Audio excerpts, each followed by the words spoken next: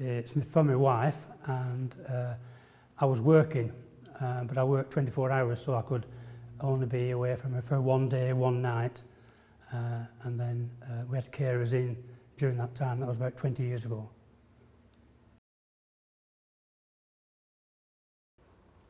I had to provide things for a full day when I went 24 hours, always worrying about coming back.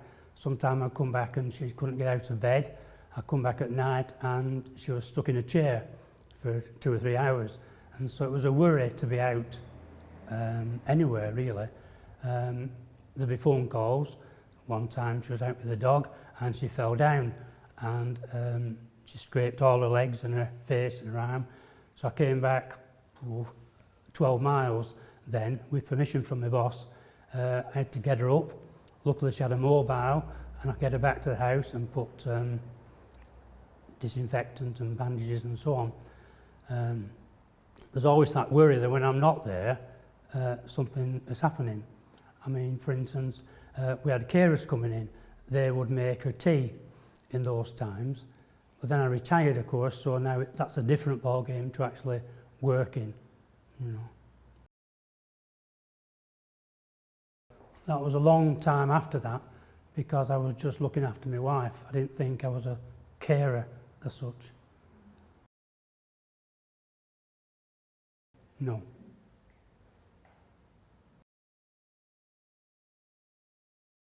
Oh yeah, it's changed my whole life.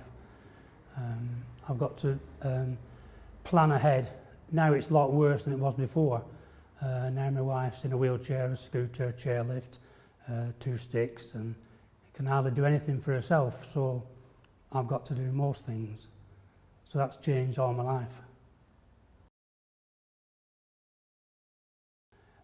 Derbyshire County is very good, actually, better than Manchester, where I came from. They check that you're all right. I'm on a direct payment scheme, which is good, so I can employ someone for 9 hours a week. There's a support group. It only meets every once a month for 2 hours, so that's not much. But I can't get out a right lot because I've got to plan my day to actually go out.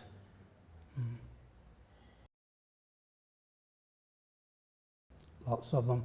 But you've got to deal with issues.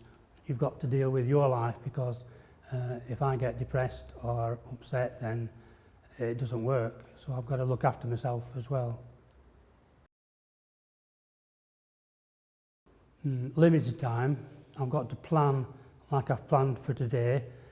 I go out at night to pottery class every week, which is brilliant.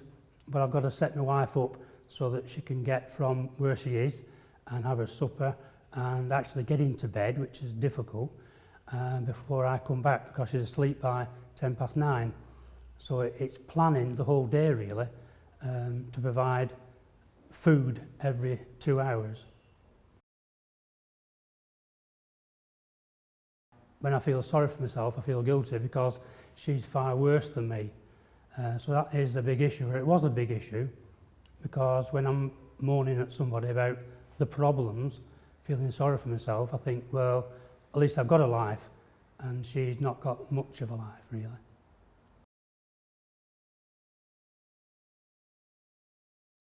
I've gone into meditation, which is very good, being present, not worrying about the past or the future.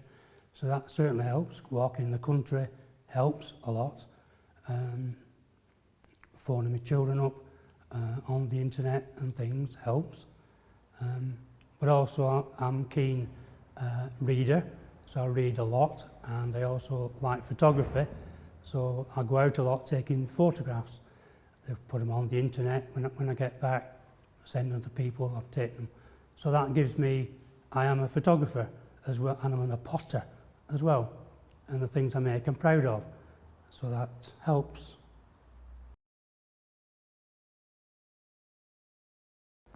There needs to be a place where my wife can go, apart from an old folks home, which is the only respite care I'm offered. I won't send her there. She's only 55. So that's no good. She did go once, and she was doing jigsaws and playing little games with old people. So she only went twice, and I didn't want her to go again.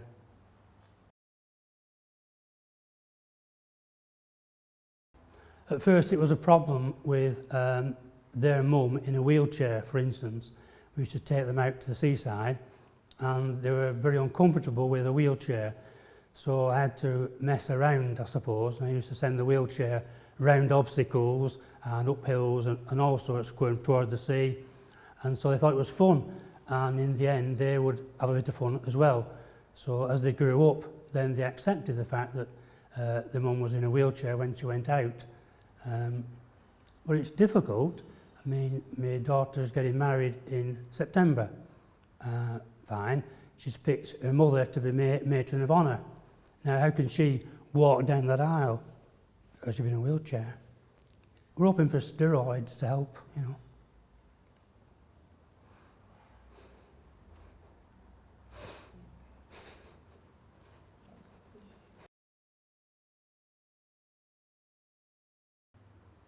I don't think I would pretend to give advice because each situation is difficult, really.